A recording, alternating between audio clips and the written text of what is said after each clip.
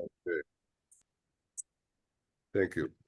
So, dear colleagues, dear friends of ICARUS, thank you for joining us on YouTube channel or here now online or live. Welcome to the online lecture, which is, let's say, closing our public activities for this year. Today we will have a pleasure to hear two speakers representing an interesting project.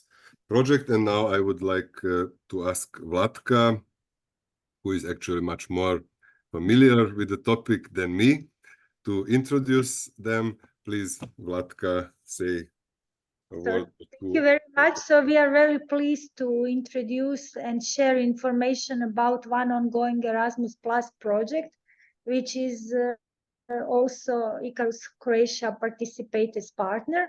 And here are two leading partners. So two persons who developed and introduced this project and make the partner team. So with us are here this evening Sabrina Köhnke from Stiftung Digitale Chancen, Germany, and Dr. Stefania Savva from Synthesis Center for Research and Education from Cyprus. And they will present activities and story beyond the BoostDigiCulture projects, which is now in the final phase. And there are many ongoing activities in all partner countries this month, so we are very pleased to share this with you and ask us to join these activities. So, ladies, the floor is yours. Thank you so much, Vlatka, for this introduction. And Darko, we're happy to be a part of the online lecture series. And today we want to focus on the microlearning upskilling program that we developed in BoostDigiCulture. And I want to share a brief presentation, and after that, we can perhaps discuss some questions and go into some details. And there we go. I hope you can see the presentation now. So yeah, we will focus on the microlearning program. I will give you a bit of background information, then explain the microlearning approach as well as digital storytelling. Also tell you a bit about the structure of our program and give you a sneak peek. And yeah, so for the background, yeah, so basically the idea for the BoostDigiCulture project came about during the COVID-19 pandemic and its aftermath. So we can talk about this in a bit more detail later perhaps, but what happened was there was a shift towards digital visitation and digital curation across Europe. And at the same time, this showed some of the pre-existing vulnerabilities in the cultural sector, especially when it comes to digital skills for cultural professionals and in general digital exhibitions and how to manage them. So what are the goals of our project? We want to build capacity. So that means we want to enable adult culture professionals to implement digital culture in their institutions. We want to raise awareness. That means we want to promote knowledge about the importance of digital skills, training, and digital sustainability. We also want to focus on upskilling. That means we want to create a training course, or we already did that actually. We wanted to develop a training course to improve resources for digital upskilling. And we want to focus on inclusion. That means we want to support inclusive digital resources for cultural professionals and their institutions. So overall, what the goal of the project is to promote digital literacy among cultural professionals and their institutions. Yeah, some brief words about the impact that we want to make is, as I said, to strengthen digital upskilling and professional development through our project results, and also improve the institution's digital readiness. So through the digital skills of their employees, they are also able to introduce new offerings for their visitors. And yeah, this would benefit them as well. So they have a new experience when it comes to digital visitation. Right, so let's come to the microlearning upskilling program. What it is basically it's a tailored course for our target group, which is the culture professionals. And it's our third project result. So in total, we have 4. As you can see here, we have an e-learning platform. We developed a professional digital competence profile, which was actually developed by ICARUS. So this gives some information on the digital skills that are necessary for culture professionals today. Then we have the upskilling program.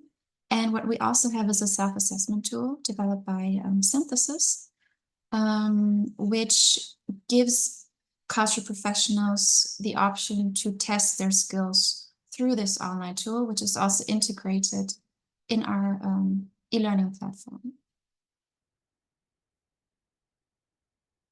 All right, so what the idea behind the upskilling program is to develop the resources that would support culture professionals in everyday work routines. It's also integrated in our platform and openly accessible. And it provides digital badges. What that means is once the culture professionals run through our program, they will receive a digital certification to show them their skill level and where there's still room for improvement, and also show which areas they have focused on. So I will show you this in a bit, but there's different areas and they would receive a certification for each of them. And yeah, so the end result would be that these participants can transfer the knowledge they have gained to their institutions as well as to their institutions' audiences. Yes, so let's look at the microlearning approach a little closer. So microlearning is a way to deliver training content to learners in so-called bite-sized portions, which offers a more focused learning content experience. So you can see this every day, basically. For instance, when it comes to YouTube videos or tutorials, you can see this on social media. There's all kinds of microlearning to target what the learner today needs, basically. And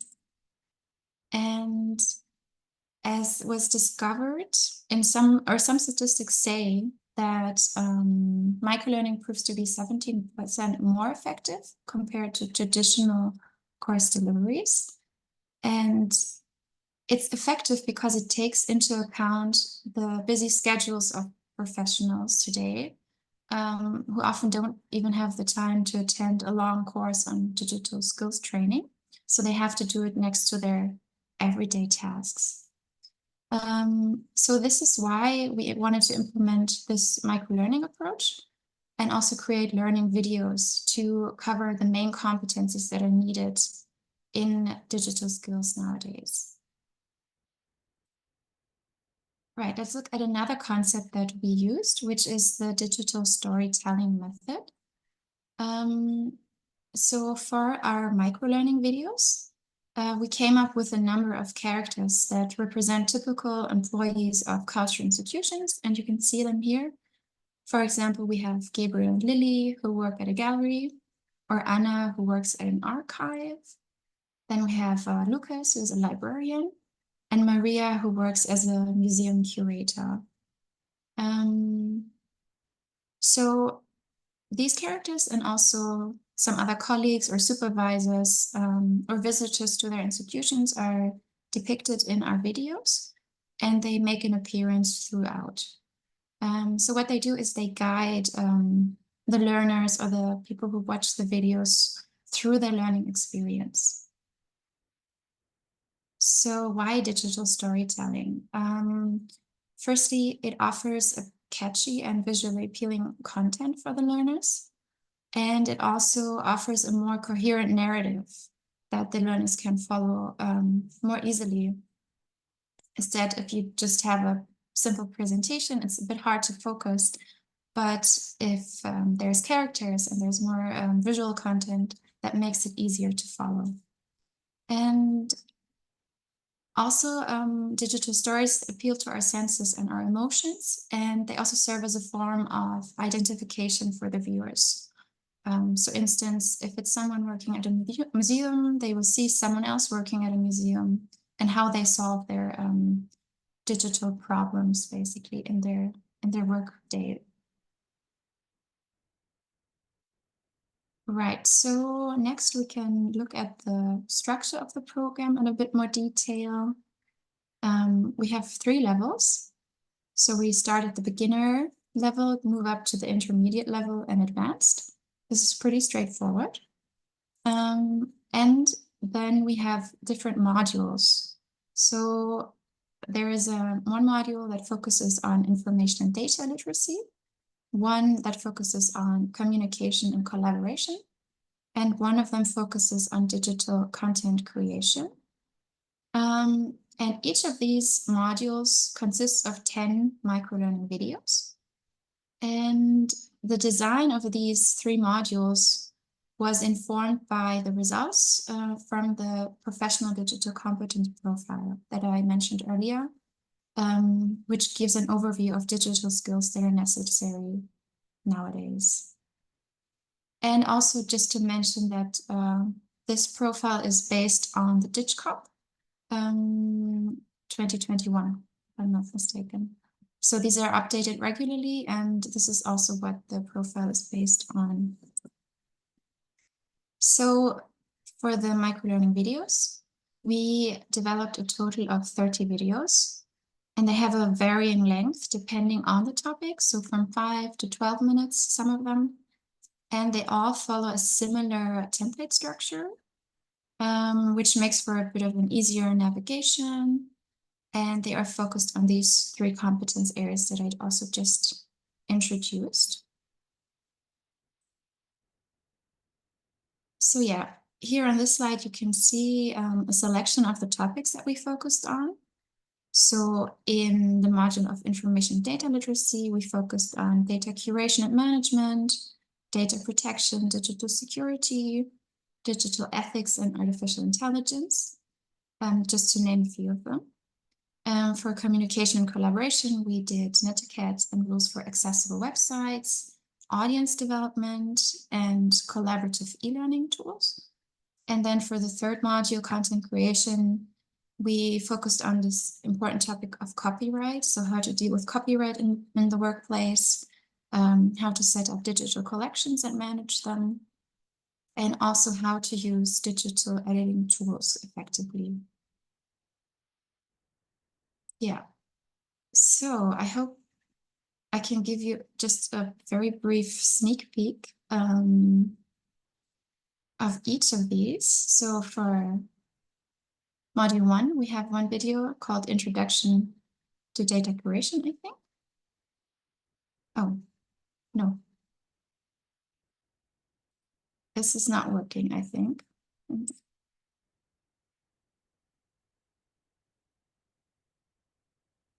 I don't know if you can actually see this now or not. Can you give me a brief sign?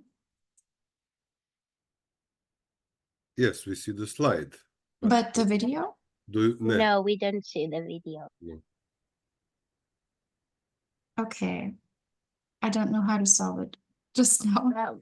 Well, you can do it in a minute. I think I can make it happen, Yeah. Sabrina, if you give me a minute. Okay. Yeah. Sure. Thank you, Stefania.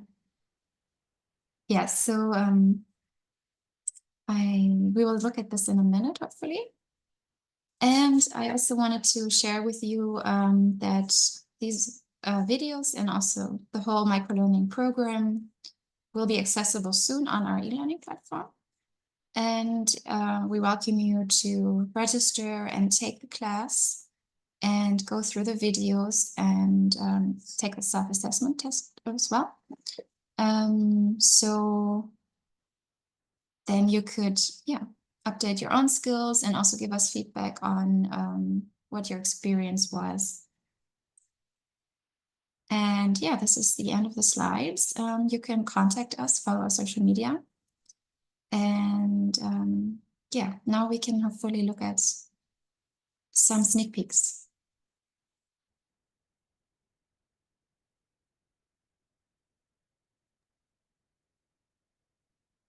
Okay, thank you. Let's wait a bit. Yes. Yeah, I think we can try and see. Let's see if it works. I'll share my screen because I don't know how to help out differently.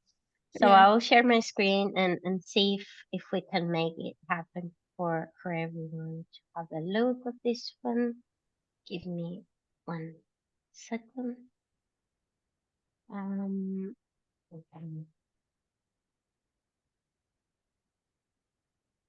Um, hmm.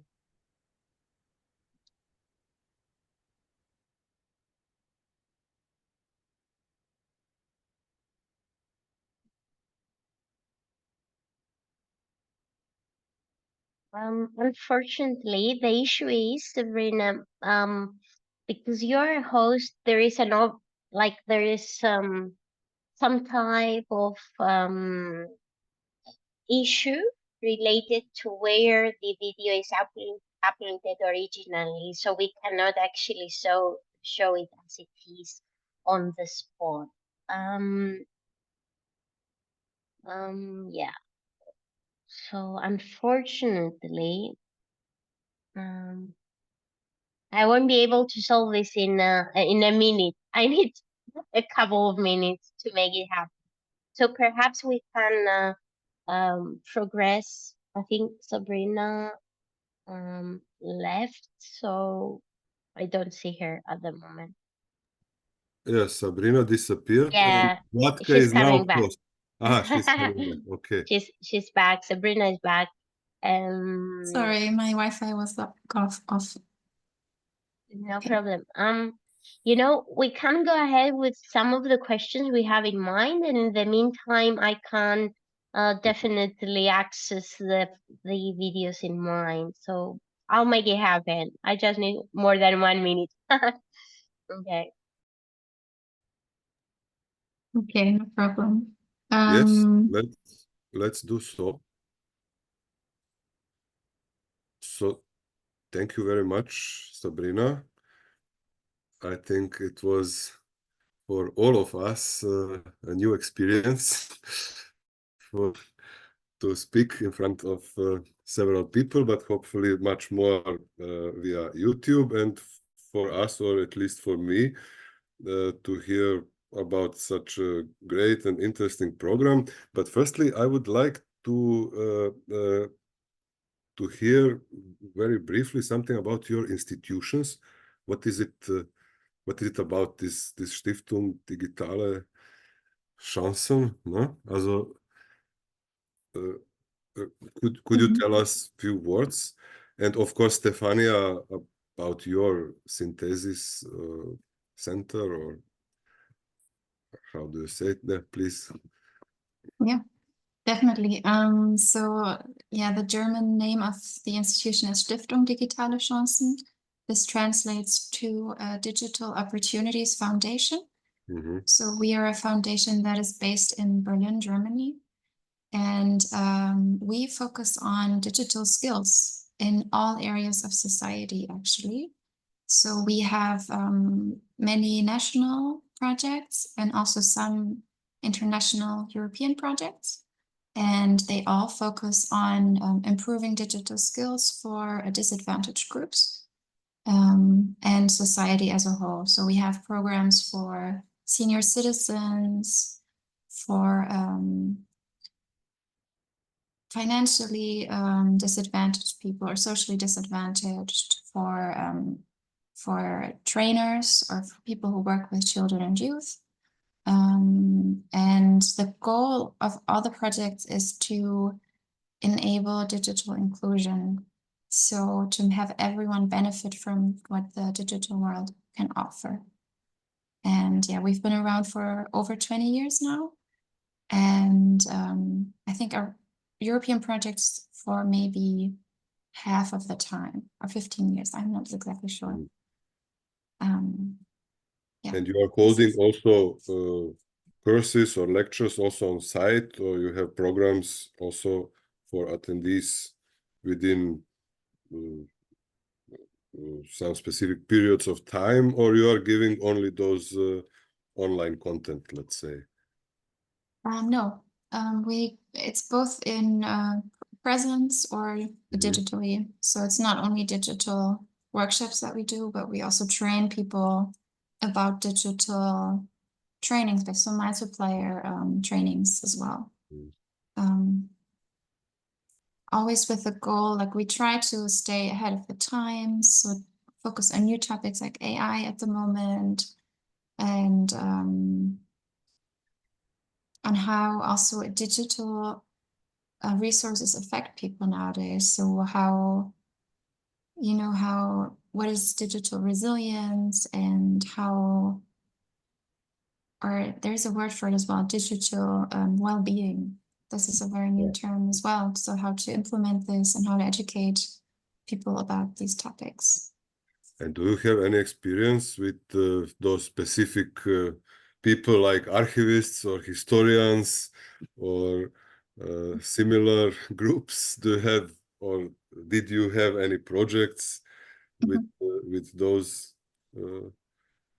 communities? We work with a lot of libraries.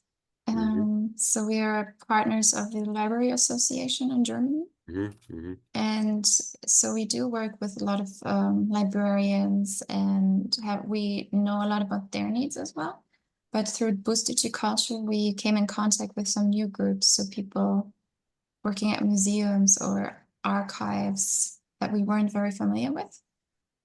We do have one other project that is aimed at these institutions. So, for example, museums,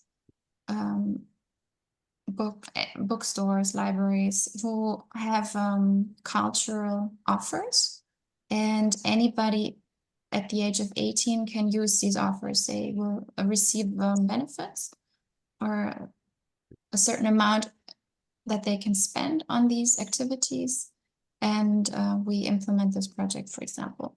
And there's actually a lot of connections to the BoostDigiCulture. Yeah. Yes, we find out inside this researching for her DigiCulture activities, I can add that we find out that there are many similar projects with these digital skills or learning digital skills in educational sector, few in GLAM institution, majority in libraries, as Sabrina says. So libraries have lots of digital services, let me put it this way, in services they offer to users. But teaching about these digital skills, it turned out that there is really quite an interest for this, especially in smaller institutions, like Žarko knows, as Nina also. She's from Regional Archival Sittard institution, when there are few people working, like 3 or 4 or 5 people. They are very interesting to learn about some concrete skills. I don't know how can they prepare some content on social networks, or I don't know, short video or something, some digital exhibition or things like that. So this was the idea, to make some educational materials that people can learn. Actually, I have to share with you that since we have 2 seminars after a multiplier event in Croatia for GLAM institution, and we chose 2 video regarding this, and feedback was that the video is great, and we have to share it with other partners that videos are great. So everybody said, for those who was like our public for testing this, that the videos are great. But Stefania, will we have opportunity to see your great video? Yes. The videos are ready. So just to say one word about our organization. I work as the Director of Research and Development at Synthesis. The full name is Synthesis Center for Research and Education. So we are an adult education center. We are VET accredited, and as a social enterprise and a research center that has been around for 20 years in Cyprus, we were the first social innovation-driven and social entrepreneurship organization in Cyprus. So our founder had the idea of working on projects and initiatives that have some type of social impact and result to social change. As the years pass by and moving to the sustainable development goals, which of course are very much related to any type of social impactful action, we engaged in a number of Erasmus projects. We reached up to 110 actually a year ago. So we now focus a lot on any project that is about inclusion, empowerment, digital upskilling, gender equity. And the reason behind this project goes back to my postdoctoral research, which occurred during COVID, and I was on the second year of this research fellowship funded by the Cyprus Research Innovation Council. They changed the name a lot, but it was co-funded from the EU anyway, and it related to digital infrastructure and museum school partnerships, developing virtual learning environments like online museums. So everything was very new at the time, and suddenly COVID came and everyone became very interested in the digital offerings for culture in order to survive actually as institutions. So this is the backstory for this project. And it was a privilege, I must say, to be working with the group that we are in the partnership, including ICARUS and having Sabrina as the leading coordinator. So I think we can already see the videos. I hope, Sabrina, if you present like normal presentation mode and include audio, it should work. Okay, thank you.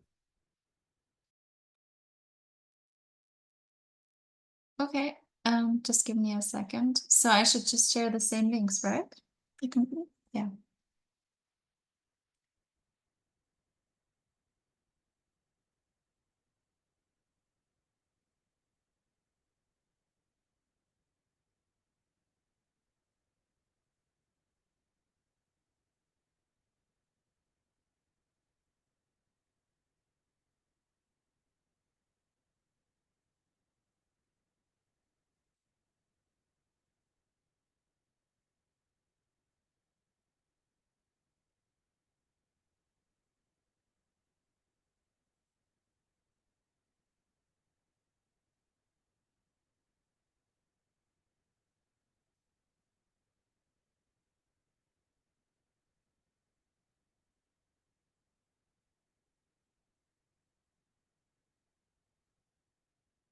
Is it working?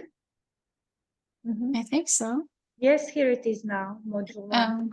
Okay, we'll just look at the starts of it, I think, just to give you an impression.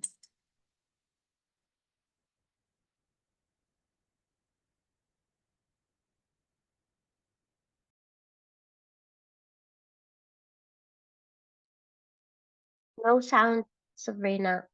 If you could include There is sound. no sound.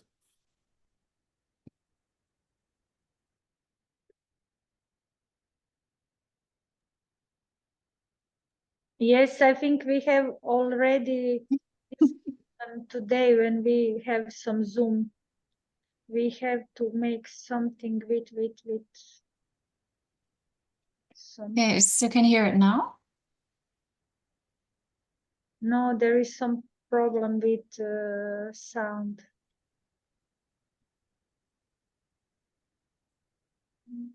But Sabrina, I think if you are host, you can switch it on. You could. Okay. I don't have an option for the audio other than my own microphone. So I'm not sure. Shall I try? Yeah, that would be great. Let me try and see. Yeah, thank you. Yeah, let's see if it works. So, Yes, I know there is some catch when you want to put audio material on the Zoom to have sound in. There is something in this.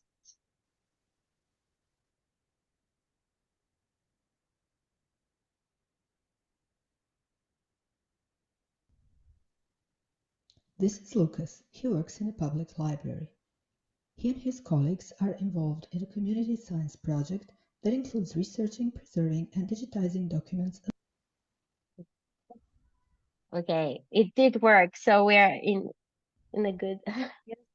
This is Lucas. He works in a public library. He and his colleagues are involved in a community science project that includes researching, preserving, and digitizing documents about a local historical event.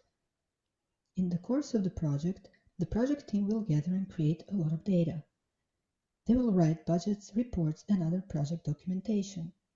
They will take notes from historical sources and interview people to find out more about the subject of their research. They will digitize historical documents, and they will publish on the project's social media platforms. All these activities involve various types of data. The data will need appropriate storage space, access control, and management.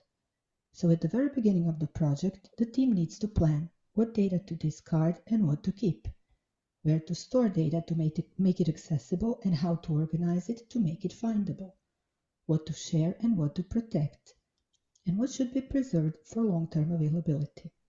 These decisions will make their work more efficient, help them understand what happens to their data, and also help them assess the project's impact once the work is done. It's all part of a process called data curation. In this session, we will look into the basics of data curation, in particular the requirements for data storage, preservation, and organization. We will also learn how to apply these basics in an institutional project.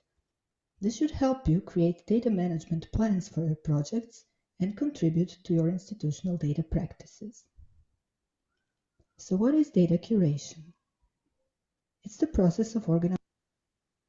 I pause just because we have 3 videos, so you get an idea of what's included, and we try to be systematic. And for instance, we start with a brief introduction. We mention what you will learn in this session, and we follow up with this storytelling and narrative and introduce a character. Well, it depends because we were 3 partners working, so each of us decided their own way on the moment to introduce the character. But we try to follow the same mindset in terms of developing the videos. And this is module 1, and the level is the beginner level. I think it's important to mention. So if I change, we move to the second area, communication and collaboration. And again, it's beginner level. And in particular, this particular one, I believe, was about digital collaboration for co-creation. So working online with your colleagues. The day has come for the meeting to take place between the social media and design team. Marie is in the room first and is waiting for everyone to arrive. Let's do a little recap before the meeting starts on the digital collaboration decisions that Marie has made so far. In this session, you will learn how to utilize digital tools for content co-creation, to select and employ video conferencing apps, and to be familiar with behavioral norms in online meetings. The virtual workspace that Marie decided for the team so far is Google Workspace, which comes with its own apps such as Google Calendar, Google Drive, Google Docs, Sheets, Slides, Forms, Google Meets for video conferencing, and so on.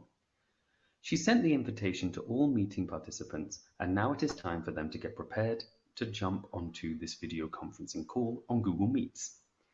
They did get their automated reminder after all. But what exactly is the concept of video conferencing? Video conferencing is the technology that gives people the ability to have meetings online. The most commonly used programs to do so are Skype, Zoom, Google Meet, and Microsoft Teams, amongst others. So as you can tell, we had to kind of gradually build from the grassroots, from foundational level, because as a project, we focus on small and medium-sized institutions, often working only with volunteers. So it's not a prerequisite to have like these digital competencies in an advanced level. And for us, it was really essential. And we actually received it as a feedback during our LTTA, which is a training in Portugal, which is one of the partner countries in June. We had members of GLAM institutions from across the partner countries, and they mentioned that for them it's really important to even know the basics. And sometimes we assume that we are very familiar with some concepts, but it's not the same for everyone, especially there is this age group, the gap, let's say, between the younger and the more senior members of staff in institutions, where there is this digital gap that we are trying to bridge in this microlearning series. We move to the last one, just as an example. This was the introduction to digital copyright. He works at a small public library. He enjoys watching video tutorials and finds them very helpful to acquire new knowledge and skills. Lucas would like to learn how to start his own video project and help library employees to use digital media creatively at work. So he decides to create a channel on a popular video platform. For his project, he needs to figure out where to find digital media material for his channel, which material he is allowed to use, and which conditions apply to them. In short, he has to learn about copyright protection. In this session, you will learn the basics of digital copyright protection and why it is important to understand. You will also learn what a digital license is and get to know Creative Commons. Digital copyright, sometimes called copyright in the digital age, refers to the laws that protect creative works that are distributed or shared in digital formats. For example, music, movies, ebooks, software, and images, among others. With the growth of the internet and digital technologies, it has become easier to make copies and share digital works without permission, which has led to increased concerns about protecting the rights of creators. Now, digital copyright protection refers to the use of technological measures to prevent unauthorized copying and distribution of digital content. As we mentioned before, it's really important to point out the idea behind every module and the areas goes back to the professional competence framework. So this involved focus group interviews conducted in the partner countries, and then it was followed by research, both desk research and this type of primary empirical research interpreted by ICARUS team, and then we have the report for it, and this was really significant to have at the beginning, at the outset of the project. Everything was kind of strategically planned to coincide with key moments in the project, and developing first the e-learning platform, followed by this empirical research and desk research to have these insights into what is actually happening, what are the current needs of the professionals, and then having a tool and the resources, this product that is the microlearning course, and that it's openly accessible to facilitate learning for everyone. We're trying to be inclusive, and we conclude with the self-assessment tool, which is actually a tool that informs and goes back and forth. Let's say it's intertwined with all the outputs in the project, because it can be used either completely independently by someone, whether an individual or an institution who want to see and evaluate their digital competencies, or it can be used as a reference for after completing the microlearning course to see if the digital competencies of the learner have improved. And we kind of unfolded this project, keeping in mind that the need, the pressure to have digital offerings and meaningful digital competencies upskilling was really crucial at the time. This proposal was written in 2021, well, a bit sooner, a bit earlier, and then it was approved and began in 2021 at the very end of it. Was it, Sabrina? I might be mistaken. So it's still quite relevant to everyone as they navigate this technological, let's say, proliferation of technologies in general in our institutions. Yeah. So I think maybe, Sabrina, we can mention that the actual microlearning program is not at the moment available, but will be finalized and be ready, available in all languages, actually the partner languages, in January. More or less, we hope that by mid-January or end of January, you will be able to access, aside from English, the partner languages, right? German, Greek, Croatian, Portuguese, Italian. This is what we have at the moment. So I'll stop sharing. Exactly. Thanks for sharing the videos and for giving some background info. This is actually also exactly what we wanted to discuss today. How are all these parts of the project interconnected? How did it become a topic in the first place? And to focus on the needs of the target group. And perhaps, at least for the English versions of the videos, we will have them available sooner, before January, so people can perhaps make use of it over the Christmas period already. And yeah, after that, we will have the languages, the partner languages as well.